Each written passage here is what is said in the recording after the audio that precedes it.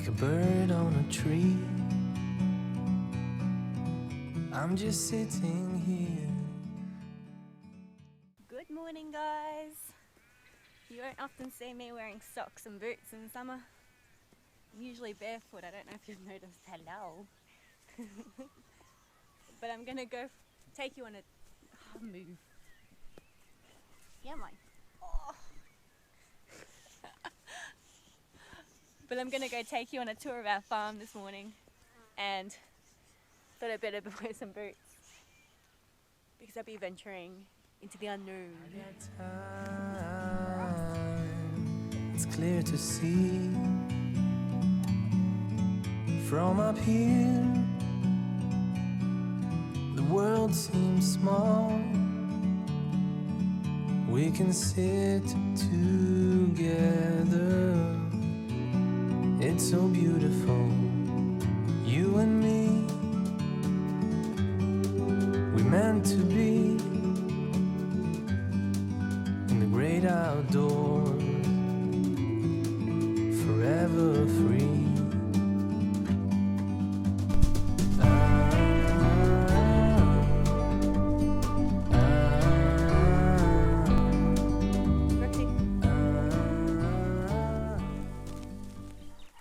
Cows love the dog.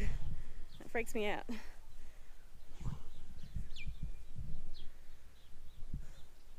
Okay, are we alright to keep walking? Are you going to run after us? Because that kind of scares me.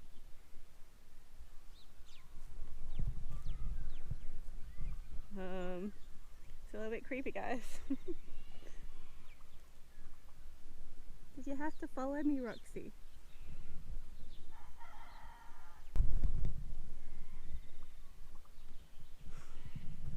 This is the start of our Zone 5. Zone 5 is a wooded area, something you would use for firewood.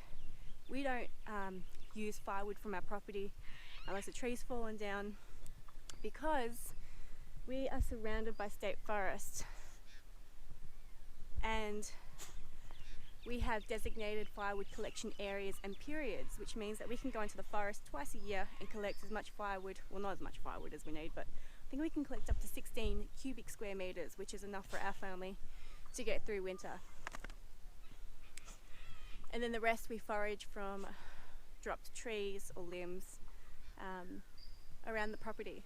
So our Zone 5 isn't huge. It is 5 acres of wooded farmland. We do have goals to increase this year. We want to plant out some more eucalypts further away from the house and the veggie patches, because they do draw out all the moisture. But hopefully this winter we can get some of those trees on the ground. Our Zone 4 is our creeks that run year round and feed our 7 dams. We are very blessed to have an abundance of dam water here. We can't use it at will, but we can use it to water our veggie patch and to water our stock. So that's a huge blessing for us. Roxy! There are a heap of snakes around the dam, so I'm a little bit nervous when she walks near them and does that thing where she says something.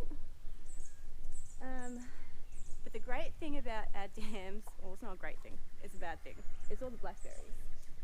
But your Zone 4 includes wild foods, and these blackberries are a beautiful source of wild foods for us. But we are hoping to get rid of them and have them out in 3 years' time. So something we're working on proactively now. I like to include our paddocks in Zone 4. We don't have to come out here daily. Come out here a couple of times a week to check on stock, check on the water, check on the fences. But the sheep and the cows are fairly self-sufficient. They just eat the grass, we don't have to feed them out. And there is an ever supply of water in the troughs. I just love this light in summer in Australia. The golden grass is glowing, the gum trees light up, the shadows in the forest, the beautiful blue skies. The third zone is our orchards. Now we've got 3 orchards. We've got this one with the majority of our fruit trees. Very sad in here. It was very neglected when we bought the place nearly 8 months ago now. It's overgrown with bracken, you can see it coming back, and it was drowning out all the trees. The soil is very poor here. It's like there's no topsoil, it's only silt. So we've got stunted trees that aren't doing very well. Right next door is a sheep paddock, and that has 30 odd chestnut trees in it. So we don't need to come out here all that often, only when things are ready to be harvested. So basically once a year per tree. Maybe a bit more for chestnuts because I don't think I'll be able to pick all those in one day. They actually they have a prickly husk. You can see the light fluffy things on the tree. They're actually really prickly. They split open when the nut is ready and they fall out. But we've got heaps of cockies here and they love them. So hopefully we get a few for ourselves this year. These guys are king parrots and they like to eat all our fruit. Don't ya? Down here by the old cottage, we've got a stack of fruit trees too. These are very old fruit trees, and they're quite productive too, except for the apricot. Nashi pear here, nectarines here. I'm going to pick one of these for breakfast.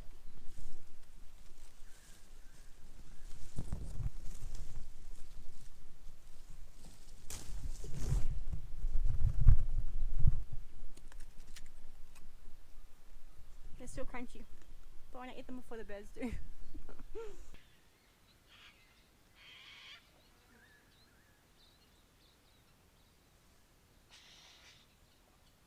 We also have figs,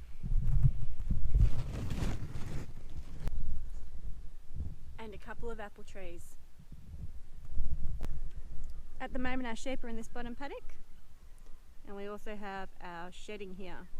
This is where we keep our mama ewes when they have their lambs for a week after they give birth, just so they're safe from eagles and foxes. This is part of our zone 2, and this is where our chickens are. We need to tend to these guys daily, so they need to be close. And I usually check up on them a couple of times a day, obviously to open up the coop in the morning, we close them at night. We collect the eggs at around noon. And then if it's really hot, we keep our eyes on them because they are prone to carking it when the temperature gets around 40. You ready, guys?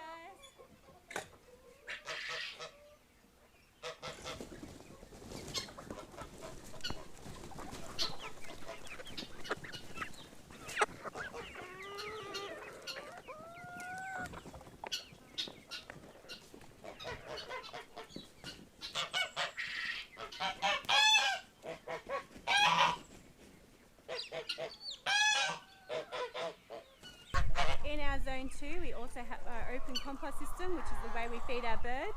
We don't feed these guys any grain. We collect 3,500 litres of fruit and veggie scraps a week from our local supermarket, and that's enough to feed out these guys and our pigs. We also have our berry patch here. Got a few zucchinis in among them. Our greenhouse, which will have the cover over in winter so I can start my summer seeds and grow some things in there that I would not usually be able to grow. And I've got this large veggie patch. Now this one is very productive. We eat mainly from this one.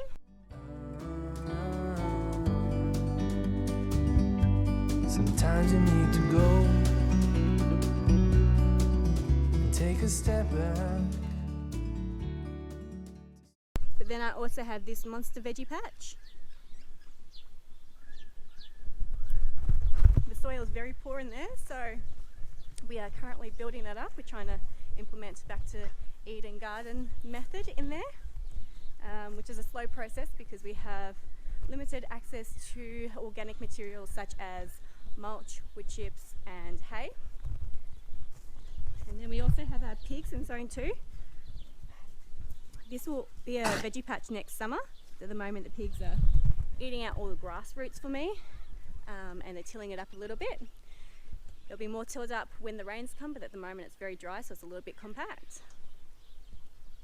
That's about 700 square metres alone down there, with those 2 veggie patches, not including the gardening spaces that I've got over near the chickens.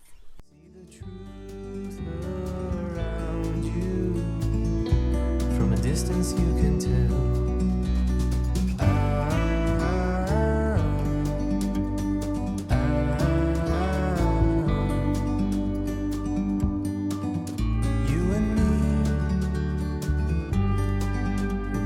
to be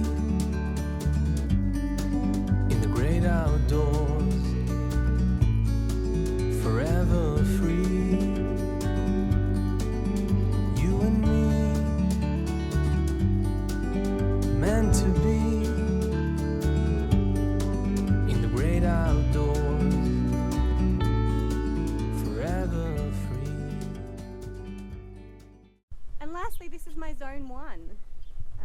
Here I've got a herb bed, so I can walk out of my kitchen and pick the herbs I need. I don't even have to put shoes on, not that I do that anyway. Also got a beautiful and sick patch of rhubarb. I got one rhubarb crown for my father-in-law about 10 years ago, and took that to my first house, and I dug some of it up and I took it to our next house and I split it there. And before I left, I took all these crowns with me and I planted them here. So it's a really nice family heirloom that I hope I can pass down to my kids if I don't kill it. In my zone 1, I've also got the worm farm. Now we usually feed these guys just the mulched up potatoes and carrots and parsnips and capsicums, things that the chickens and the pigs don't like to eat, and we feed it to our worms in here. It's nice and cool in there, which is great because it's going to be 37 degrees today, which is about 105 Fahrenheit, I think. Not 100% sure on that, but I know it's over 100 Fahrenheit. Whew. And it's starting to get hot already. Good morning, Barbara. Everyone's so happy that you're doing well. Everyone's so happy. Whoops, Roxy's coming. She likes to give me kisses.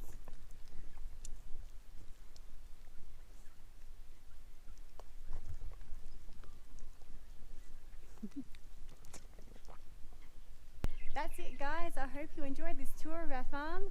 We'll see you guys tomorrow, and don't forget, if you haven't subscribed, hit the subscribe button and the bell notification. Thank you.